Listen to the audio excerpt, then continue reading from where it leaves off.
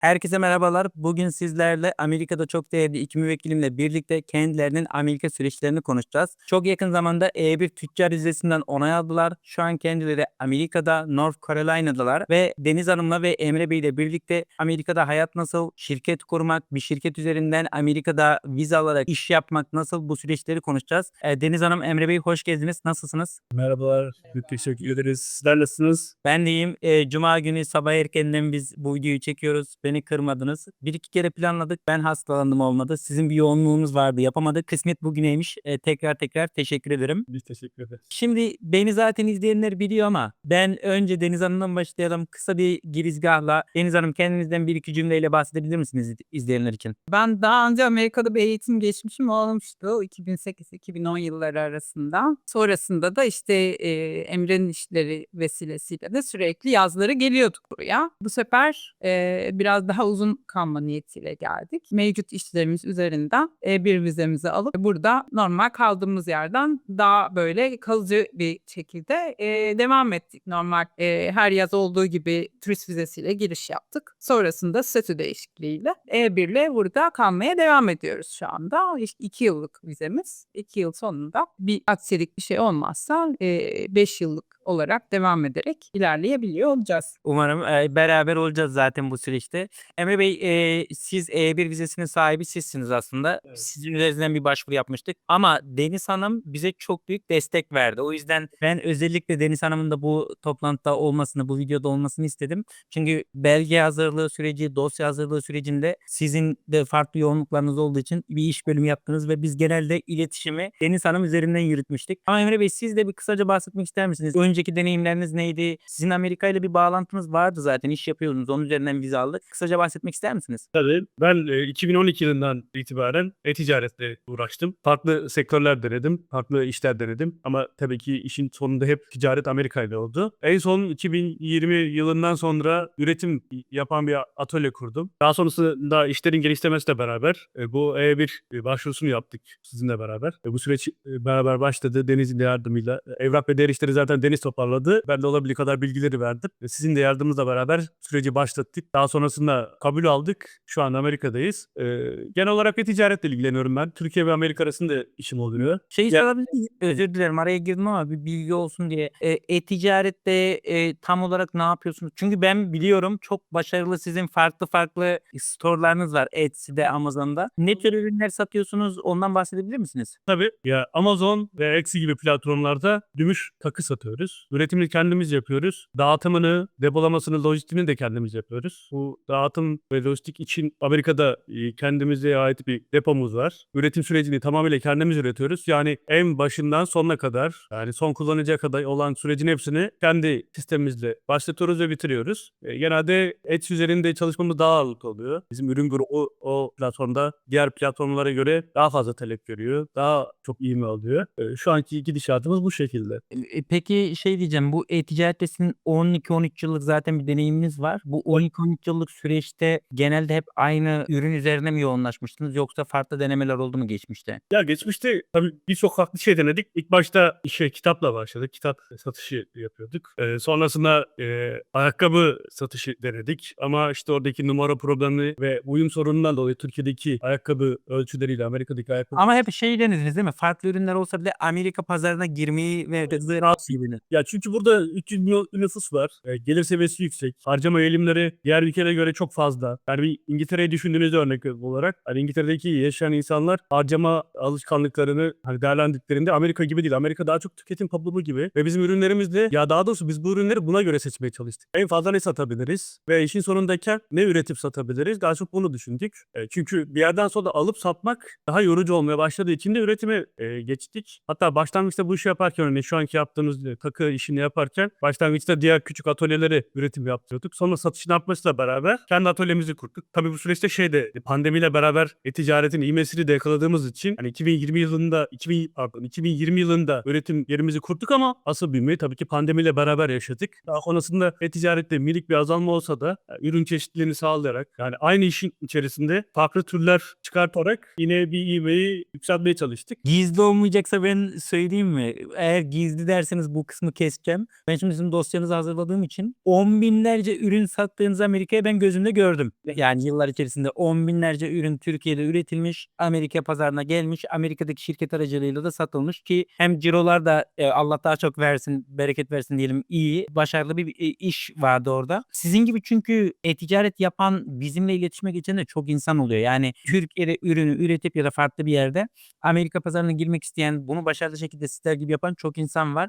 Bu noktada siz bunu bir adım öteye taşıdınız ve bunu bir avantaja çevirerek E1 vizesine, tüccar vizesine başvurdunuz. Bu noktada belki Deniz Hanım'a döneceğim. Bu fikir nereden şekillendi? E1 vizesinden nereden haberdar oldunuz? Biraz onu soracağım. O Amerika'ya taşınma fikri zaten herhalde size bir noktada hep vardı diye tahmin ediyorum ama çünkü güçlü bağlantılarınız vardı. O karar tam nasıl şekillendi ve E1 vizesinden nasıl haberdar oldunuz? Biz zaten yazları gelip gittiğimiz için bizim bir de çocuğumuz da var. O da işte burada yaz okuluna gidiyor vesaire. Tabii çok kıyaslama şeylerimiz oldu. Ve hani istiyorduk burada okusun, şey yapsın diye hep böyle araştırıyorduk bir şeyleri. Ama tabii önceki yıllarda E1 hakkında yani şöyle bilgimiz vardı ama cirosal anlamda biraz daha gerideydik. Zaten en son işte buraya geleceğimiz sene işte Ocak ayı ciro belli olunca biz dedik tamam hani bu sefer oldu. O şekilde başvurmaya karar verdik. Aynen. Sonra da zaten biz görüştük. E1 ben zaten direkt sizi görünce siz şey de sormuştunuz hatırlıyorum. Yanlış da hatırlıyor olabilirim. Çok kişiyle görüştüğümüz için. E2 mi olur, E1 mi olur falan bir muhabbet. Hatta L1A'yı da değerlendirdik sizinle. Sonra biz E1'e karar verdik. En düzgün, en sorunsuz ve size hiç ekstra bir mali külfeti neredeyse olmayacak vize yöntemi E1'di. Ve E1'den ilerleyelim dedik. Oradaki avantaj da şey biraz hani zaten Türkiye'de bir şirketiniz var ve bu şirket Amerika ile ticaret yapıyor. Mevcut halihazırda yaptığınız operasyonu göstererek E1 vizesine başvurduğunuz için ekstra bir yatırım koyma gereği de doğmadı diğer vize türlerinde olduğu gibi. Bence bu da bir avantajdı. Peki memnun musunuz E1 vizesini aldığınızdan? Bir genel olarak bunu söyleyeyim. Hani biz buradan sıfırdan hiçbir şeye başlamadık. Zaten hani yazlık gibi burayı kullanıyorduk. Yazları geliyorduk. Bir düzenimiz vardı. İşte var olan bir işimiz vardı vesaire. O işin bu tarafında biraz daha fazla duruyoruz. Şu an hani sistem buna döndü. Türkiye'de de işler devam ediyor. Burada da işler devam ediyor.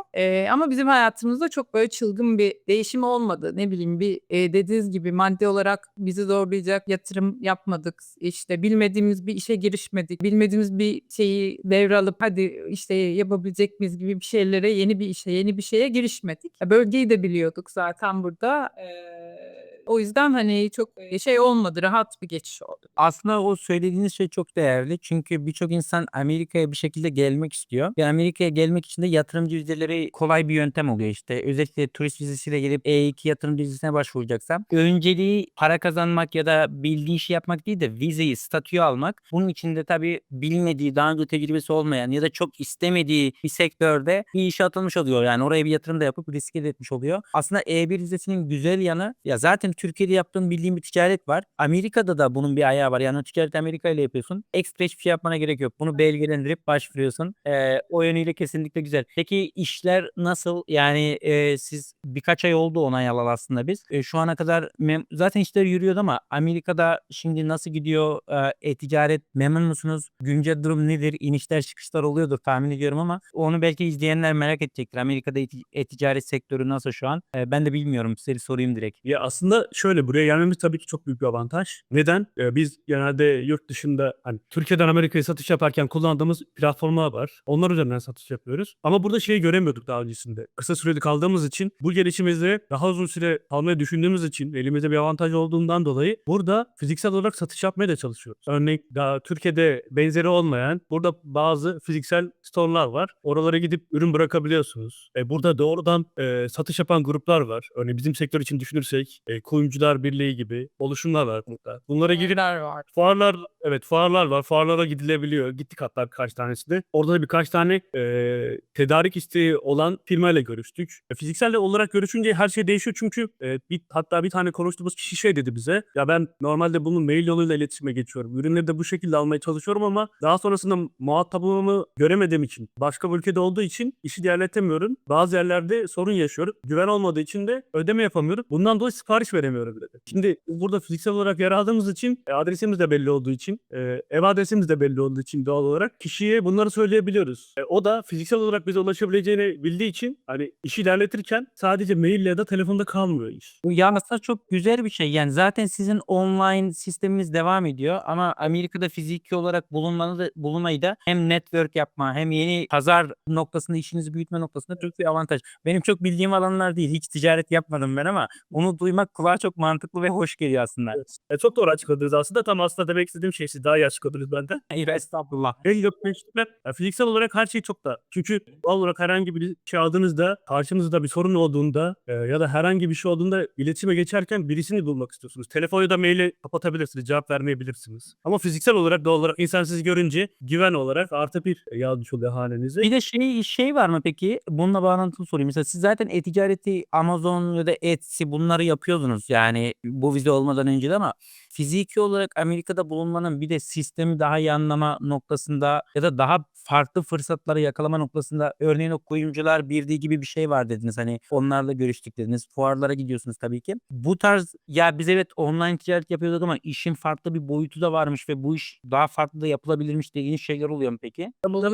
Tabii aslında şöyle ya e-ticaret aslında bu işin çok küçük bir bölümü. Asıl daha çok ciroların olduğu, daha çok satışın olduğu yer fiziksel. Çünkü bizim işte de öyle örneğin e-ticaret evet. Başlangıçta şöyle örnek verebiliriz. Yani günlük 100 siparişi, 150 siparişi çıkabilirsiniz e-ticarette. Yani 150 farklı kullanıcıya satış yapabilirsiniz. Çok güzel bir rakam bu. Ama 150 kişiye sattığınız toplam ürün bedelini burada bir kişiye satabilirsiniz eğer doğru bağlantı yakalarsanız. Burada öyle bir avantaj var çünkü hani e-ticaretteki o görünen rakamlar ya da cirolar aslında burada olayın fiziksel tarafını görünce çok küçük kalıyor. Burada da bu satış yapabilmeniz için hani online olarak işin online tarafında bu satış yapamazsınız. Burada fiziksel olarak bulunmanız gerekiyor. Yani burada pazar olarak çok büyük bir pazar var. Doğal olarak Amerikan doları da değerli olduğu için ve burada büyük potansiyel olduğu için ve en güzeli burada üretim çok fazla bazı konularda gelişmemiş. Yani gelişmemiş derken doğal olarak ucuz iş gücü ve hani üretim Amerika dışında Amerika'da yapmaktan daha ucuz olduğu için buradaki büyük firmalar da genelde üretimini yurt dışında yaptırıyor ve buraya getiriyor. Burada satabileceğiniz ürününüz varsa alıcılar var. Üretim sizdeyse ya da bir şekilde tedarik edebiliyorsanız burada çok büyük bir pazar var. Ya bu önceden beri böyleydi ama hani bizim için doğal olarak biz daha önce gelip burada satış yapmadığımız için yepyeni bir şey keşfetmesek de farkına varıyoruz şu an onun. Yurt dışında ama Türkiye'de buna fark edemezsiniz yani buraya gelmeden. Bir de burada insanların satın alma alışkanlıklarını nasıl düşündüklerini hani daha iyi görüyorsunuz, anlıyorsunuz böyle. Hani hangi dürtüyle ne alıyorlar, ne yapıyorlar. Şimdi siz de içindesiniz onun. Hani görüyorsunuz. Ha demek ki bu yüzden işte bu kadar böyle oluyor falan. Mesela biz Christmas'ı işte burada geçirdik. Hani insanların o alışveriş çılgınlığını birebir yaşadık.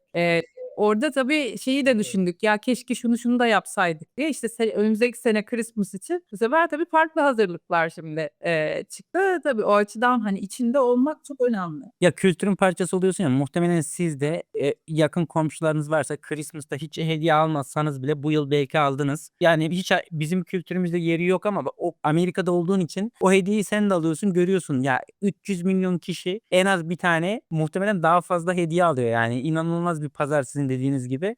Peki Türkiye'de Amerika ile sizin yaptığınız gibi e-ticaret yapan çok fazla insan var. Evet. Yani biliyorum başka müvekkillerim de var. E2 aldığımız müvekkiller de var. Başka E1 yaptığımız müvekkiller de var. Önerir misiniz? Mesela tabii herkesin şey farklı ama bu videoyu izleyen birisi sizi gördü ve dedi ki E1 vizesi varmış ben bunu duymamıştım daha önce dedi mesela. Bu kişi nereden başlamalı? Ne yapmalı vize noktasında? Çünkü siz vizeyi deneyimleyen birisiniz. Gelmek isterse tabii birini gelsin mi gelmesin sorusu çok saçma yani. Herkesin hayat hikayesi farklı ama Amerika'ya gelmek isteyen birisi var diyelim sizler gibi. Vize noktasında süreç hakkında neler önerirsiniz? Belki eyalet noktasında önerileriniz olabilir. Yine siz bulunduğunuz eyaletten yola çıkarak insanlara ne önerirsiniz bu noktada? 3 ay öncesi olsa hani sonuçta kendi işleri bir şekilde duruma göre karar verebilirler denirdi ama işte yaklaşık 3 ay oldu herhalde bu gümrük vergileri geldiğinden beri. Şu an hani yurt dışından ticaretle Amerika'ya bir şeyler satmak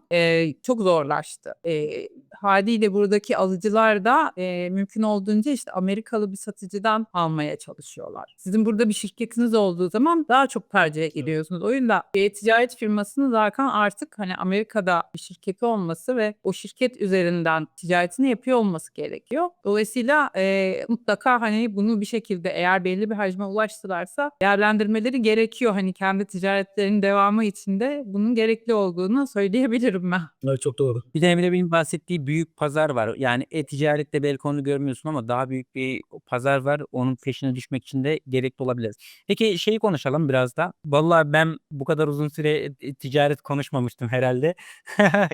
Kendimi iyi hissettim ya. Büyük fırsatlar varmış. Biz de mi girsek noktasına geliyorum. Şaka yapıyorum tabii ama Bekleriz. yatırım yapayım ben sizin şirkete. Eğer şey varsa, varsa. Vallahi neden olmasın? Ben gördüm. Allah daha çok versin. 10.000 büyük bir başarı ama çok büyük de özveri gerekiyor. Yani Evet. çok yıllardır 12-13 yıldır bu işe farklı ürünlerle denemişsiniz. Ne güzel yani tutan ürünler var ve bu ticareti yapıyorsunuz. Eminim ileride biz sizle başka zamanlarda da sürekli konuşuyoruz farklı vesilelerle. Daha güzel haberler de gelecek. Özellikle Deniz Hanım'ın birkaç girişimi var. Bilmiyorum bahsetmek isterse bahseder tabii burada ama Olsun diyelim öyle şimdilik. Ama o süreçte zaten beraber ilerleyeceğimiz için o süreçte çünkü çok heyecan verici. Ben de ilk konuştuğumuzda da çok heyecanlanmıştım. Çok güzel. Aslında ağzımdan kaçırmayayım. Burada durayım ben. Ama o gelişme olursa belki bir update videosu çekeriz ileride. Şey diyeceğim. Tekrar bizim konuya dönecek olursak vize ile ilgili sizin süreciniz çok kısa bir özet geçersek ne kadar sürdü başvurunuz? Ne gibi belgeler ekledik? Ya kabaca insanlar, izleyenler şunu hissetsin istiyorum ya da görsünler. E1 vizesi ne abi? Yani ben avukat olarak anlatıyorum bunu ama siz bu süreci yaşayan biri olarak E1 vizesi sizce ne? Yani nasıl bir süreçti ve ne gibi belgeler koyduk? Nasıl bir başvuru yaptık? Hatırladığınız kadarıyla paylaşabilir misiniz kısaca? tabii. Ya aslında en büyük avantajı bizim için şu oldu sizin söylemenizle beraber yönlendirmenizde. Biz hep bir şekilde buraya gelip nasıl daha uzun süre kalabiliriz? Ya da hangi vize türü bizim için uygun diye sürekli araştırıyorduk. Tabii diğer vize türleri de var. Ama bu vize türündeki bizim için en güzel şey bir yatırım yapmadan yani işimiz haricinde ekstra bir para ödemeden. Yani E2 ya da diğer vizelerde ben hani çok az bir bilgim var konulara hakkında ama hani E2 gibi bir yatırım yaptığınızda cebinizden bir miktar para çıkacak ve hani işin tutup tutmayacağını bilmiyorsunuz. Bir risk alıyorsunuz. Burada kendi işiniz var. Bildiğiniz bir iş. Eğer Amerika'dan evet evraklar hazır Amerika'dan da hani Amerika'dan bu işi yönetebilirseniz hani Türkiye'deki sisteminiz bir şekilde bunu kaldırabilirse cebinizden ekstra bir para çıkmadan yapmış olduğunuz işi devam ettirebiliyorsunuz ve buraya gelebiliyorsunuz. Onun için benim açımdan çok daha güzel bir vize. Çünkü ekstra ücret ödemiyorsunuz. Tabii ki bu süreçte bayağı formlar hazırlanıyor. Siz özellikle çok fazla ve çok dikkatli olduğunuz için yani süreci A'dan Z'ye yaparken hani bir miktar çabalamanız gerekiyor yani. E1 alacak diğer kişiler için de söylüyorum. Hani formlar var, faturalar var, dosyalar var, ihracat belgeleri var. Bunların hepsi için bir süreç. Siz de bayağı titiz çalışıyorsunuz bu konuda. Belki 5-6 saat sadece evrakları hazırlamaya harcadık ama işin sonunda 5-6 saatten fazladır. Bence çok iyi. Dosya sürecini Deniz Hanım'ın yürüttüğü çok net ortaya çıktı bence burada. Çünkü bizim başvuru 1000 küsür sayfaydı. En son gönderdiğimiz başvuru. Ama tabii ne gibi belgeler? Türkiye'deki şirkete ilişkin belgeler koyuyoruz. İşte banka kaydı, vergi belgeleri, ihracat belgeleri, faturalar dediğiniz gibi. Ürünler, ürünlerin üretimi. Sonra Amerika'daki şirketle olan ticari bağlantıların ilişkin ayrı belgeler, para transferleri, karşılıklı sözleşmeler. Deniz Hanım belki siz anlatırsınız o süreci. Çünkü Emre Bey gerçekten diğer işlerde yoğunken biz arkada sağlam bir çalışma yaptık sizinle orada. Öyle gerçekten siz de çok titizsiniz. Böyle en ufak bir boşluk bırakmayacak şekilde bütün evrakları hazırladık yani bir soru işareti bir şey arada kalmasın diye. Tabii bu süreçte hani yapılan ticaretin rakamların vesaire hani tutarlı ve doğru olması çok önemli. Hani orada da bir şekilde kaynağı doğru göstermek var. Hani maddi bir şey ortaya koymasanız da bu zamana kadar yaptığınız ticaretin de kaynağının belli hani orada görünüyor olması gerekiyor. Tabii evrak toplamak, onun çevirileri vesaire onlar hep büyük ama siz böyle hani sıfırdan bir şey oluşturmadığınız için var olan evrakları topluyorsunuz. Elinizin altında zaten olan birçok şey Evet. yapıyorsunuz. Sadece sayı olarak biraz fazla. Ama onun dışında yani orada da işte bir şekilde ne bileyim muhasebeciden istiyorsunuz. Bir şeyden istiyorsunuz. Benim çalıştığınız işte lojistik firmasından istiyorsunuz falan. O şekilde bir şekilde hani toparlanıyor. Yani sonuçta sonu güzel bir yere geldiği için çok hani o süreç gözünüze batmıyor. O ilk başta o iyi oluyor ama. Sizin dosyaları bir de RFI de gelmedi. Başvuruyu yaptık ve direkt 10 gün içinde falan herhalde onaylandı sorunsuz bir şekilde. Hızlı bir şekilde onay alınca da zaten gözüne o evrak toplamak ve bürokratik kısmı çok gözükmüyor diye tahmin ediyorum. Ben de çok mutlu oldum yani. Hem bu sizin sektörü biraz görmüş olduk, e-ticareti. Hem zaten Amerika'daki şirketin çok başarılı. Niye faydalanmayalım bundan? Bunu bir avantaja çevirmeyelim. Benim için de gerçekten sizle çalışmak çok iyiydi yani. Yani ben bir belge istediğimde ya da size bir şey anlattığımda, ki benim için en önemli şey budur. Müvekkile bunu böyle yapmamız lazım diye anlattığımda ona direkt aksiyon alıp onu neticelendirmek bizim için de çok iyi oluyor. Çünkü çok hızlı ve pürüzsüz bir şekilde dosya hazırlamamıza imkan tanımış oluyor. Ben de o nedenle bir kere daha teşekkür ederim işbirliği yaptığınız için bu süreçte. Başka eklemek istediğiniz bir şey var mı? İnsanlara vermek istediğiniz tavsiye şu an. Siz Amerika'yı eskiden beri biliyorsunuz yani şu an 3 ay oldu tabii ama Amerika'yı bilen, Amerika'da iş yapan, ticaret yapan iş insanları olarak ne bileyim videoyu herhangi biri izleyebilir Türkiye'den ya da Amerika'dan bir arayış içinde olan ya da sizin gibi ticaretle uğraşan ama Amerika'da vize noktasında ne yapacağı noktasında kafası net olmayan insanlar olabilir. Herhangi paylaşmak istediğiniz bizim konuştuklarımız dışında bir şey var mı? Yani aklıma gelen hani E1 olarak eğer var olan bir ticaretleri, bir hacimleri varsa hani E1 güzel bir fırsat. Ve Amerika'da yaşamayı bir şekilde hani buraya gelip burada daha kurumsal bir şeyi ile ilerlemeyi düşünüyorlarsa E1 çok güzel bir fırsat bence. Değerlendirilmesi gerekiyor. Kendi işlerini de büyütme anlamında. Yani onun dışında bilmiyorum başka. Yani eğer şirketin durumu buna el veriyorsa bence kesinlikle yapılmalı. Çünkü ya buraya gelmekle ya Türkiye'den buraya bakmak aynı şey değil. Ve bu imkan varsa burada dediğim gibi biz şu an için sürecin başındayız ama hani burada gün geçtikçe her gün yeni bir şey öğreniyoruz. Belki buradaki şirkete yönelik bir ekstra bir teşvik ya da benzeri bir şey alınabilir. Yani bilmiyorum şu an için araştırma Bir şey içerisindeyiz ama O tarz fırsatlar var mı? Buraya yani mesela şöyle sizin şu an ya şunu insanlar bir de kaçırıyor ya. Abi sen Amerika'da bir şirketin olduğunda sen Türk olabilirsin. Amerika'da bir vizeyle de orada olabilirsin. Ama senin şirketin Amerikalı. Evet. Ya o şirketin uyruğu Amerikalı. Böyle bir teşvik varsa state bazında olabilir, eyalet bazında olabilir ya da federal bazda olabilir. Bunlardan haberdar olduğunda sen şirketin eligible'sa farklı şekilde başvurabilir. Yani siz öyle şeyleri çok araştırıyorsunuz. Paylaşmak isterseniz çok mutlu olurum. Yani yapılan işe, yapılan işin vizyonuna, ne bileyim nasıl bir katkı sağladığına, birçok şeye bağlı olarak burada büyük çok fırsat var yani. Siz bir şeyler yapmak istediğinizde hani destek alabiliyorsunuz. Evet. Eee, en güzel yanı bu belki zaten. hani faydalı bir şeyse bu ya da bir misyonu bir şeyi varsa yaptığınız için. Ya burada şirketinizin olması dediğim gibi çok avantaj sağlıyor size. Teşvik alabilirsiniz. Ya benim işimle ilgili örneğin eğer ben üretimi buraya taşımak istersem şu an benimle ilgili teşvikler de var ama şu an için hani kesin bir bilgim yok. Sadece araştırıyorum şu an netleşmedi. Ama üretim yapmak isterseniz burada eyalet bazlı ya da ilçe bazlı, şehir bazlı destekler var. Burada şirketinizin olması çoğunda yeterli. Vatandaş olmanıza gerek yok. Tabii vatandaş olursanız ekstra kaynaklar açıklanıyor burada, açılıyor. Hani daha fazla ulaşabiliyorsunuz. O ayrı bir konu ama şirketiniz varsa da bazı şeylerden yararlanabiliyorsunuz. Ama iyi bir projeniz olması lazım. Ya şöyle kuru kuruya bir şirket de değil tabii ki. Benim projen olacak, teşvikini koyacaksın. Ya teşviği herkese vermezler. Amerika'da fırsatlar bitmez. Eğer böyle bir düşünceniz varsa bu imkandan faydalanmak isterseniz faydalanın diyoruz özet olarak. Herhalde videoyu yavaştan sonlandırmak da gerekir. Yaralanabilirse mümkünse gelip bensiyle beraber çok ciddi çalışarak bu süreci getirdiğimiz için herhangi birisi E1 ile ilgili bir şey yapmak istediğinde bizim tavsiyemiz örnek olarak sizinle iletişime geçmesi. Çünkü bu süreci çok güzel bir şekilde yönettiniz. Sonuçta olumlu bir yere de vardık. Eğer bir fırsat olan varsa yani Amerika'da bir şirketi varsa buraya gelmeyi düşünüyorsa E1 vizesini değerlendirebilir bence. Evet. Ya siz özelinde ayrıca benim söyleyeceğim hani bizim için çok önemliydi. Yani her sorumuzda ne zaman bir şey aklımıza gelse bir şey olsa hep ulaşabildik Evet. de bu Hepsi çok önemli. çok önemli bir şey. Yani bu her işte bence çok önemli ulaşılabilir olmak. O anlamda gerçekten hani içimiz de çok rahattı. Böyle ya acaba işimizi işte takip ediyorlar mı? Acaba şuna dikkat ettiler mi? mi? Acaba böyle bir şey olsa ne olur? Hani aklımıza gelen şeylere cevap bulabildik ve hızlı bir şekilde dönüş alabildik. Bunlar çok önemli şeyler. Evet. O yüzden hani biz de kendi adımıza süreçte içimiz rahat ilerlediği için teşekkür ederiz. Yani size her zaman ulaşabildiğimiz için ya da aklımıza bir şey takıldığında yani böyle tedirgin olduğumuzda ve bize doğru cevap veren. En önemlisi de bu zaten. Doğru cevap verip Böyle utanmaya başladım gerçekten. Ya siz çok iyisiniz. Gerçekten çok teşekkür ederim. Çok sağ olun. İşimizi yapmaya çalışıyoruz. Ama şimdi sanki ben bunu beklemiyordum gerçekten. Videonun ana konusu da vizeler de değil aslında. Tabii ki vizeler hakkında konuştuk ama sizin yaptığınız işle ilgili biraz konuşmak istedik. E-ticaret konuşmak istedik. Amerika'da ne gibi fırsatlar var onu konuşmak istedik. Ama gerçekten ben çok teşekkür ederim. Bunları duymak özelde de söylüyorsunuz. Çok sağ olun. Neredeyse bütün müvekkillerim aynı şeyi fırsat buldukça dile getiriyorlar. Hepsine de ayrı ayrı teşekkür ederim. Bu konuyu kapatalım çünkü ben de biraz utandım şimdi. İşimizi yapmaya çalışıyoruz diyelim. Herhangi başka eklemek istediğiniz bir şey var mı? Yarım saati geçti. Daha fazla tutmak istemiyorum. Siz de yoğunsunuz biliyorum. Gerekirse başka zaman başka vesilelerle belki Deniz Hanım güzel haberler alır. Şu gizemi ortadan kaldırırız. Bak video ileride. Eklemek istediğiniz herhangi bir şey var mı?